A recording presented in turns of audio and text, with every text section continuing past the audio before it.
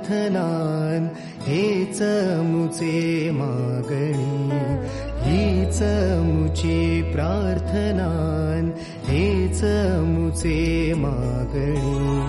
माणसाने माणसाशी माणसा समवागणे,